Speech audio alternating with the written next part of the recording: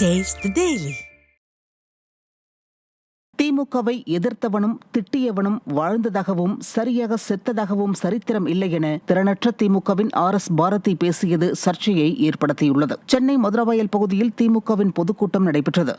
இந்த பொதுக்கூட்டத்தில் பேசிய திறனற்ற திமுகவின் RS பாரதி, திமுக மோசமான கட்சி என்றும் திமுகவை எதிர்த்தவன் திட்டியவன் எவனும் வாழ்ந்ததாகவும் நல்லபடியாக செத்ததாகவும் சரித்திரமில்லை என பேசியது திமுகவினர் மற்றும் பொதுமக்களிடையே அதிர்ச்சியை ஏற்படுத்தியது.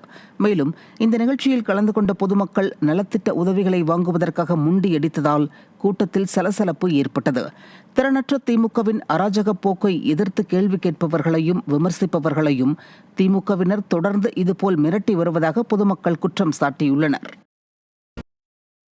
சேலம் அருகே ஒன்றிய செயலாளரை சந்தித்த பின்னர்தான் ஒப்பந்த பணியை தொடங்க வேண்டும் என கூறி குடிநீர் குழாய் பதிக்கும் பணியை திமுகவினர் தடுத்து நிறுத்தி அராஜகத்தில் ஈடுபட்டனர்.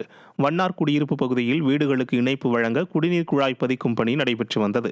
அப்போது அங்கு வந்த திமுகவைச் சேர்ந்த முன்னாள் ஊராட்சி மன்ற தலைவர் தனபால், முன்னாள் கவுன்சிலர் கோபி, கிளை செயலாளர் மணி ஆகியோர் பணிகளை தடுத்து நிறுத்தியதுடன் திமுக ஒன்றிய செயலாளர் வெண்ணிலா சேகரை சந்தித்துவிட்டுதான் பணியை தொடங்க வேண்டும் என மிரட்டினர்.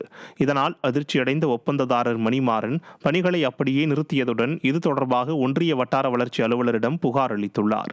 விடியா ஸ்டாலின் ஆட்சியில் திமுகவினரின் அராஜகங்கள் நாளுக்கு நாள் அதிகரித்துள்ளதாக குற்றம் சாட்டப்படுகிறது.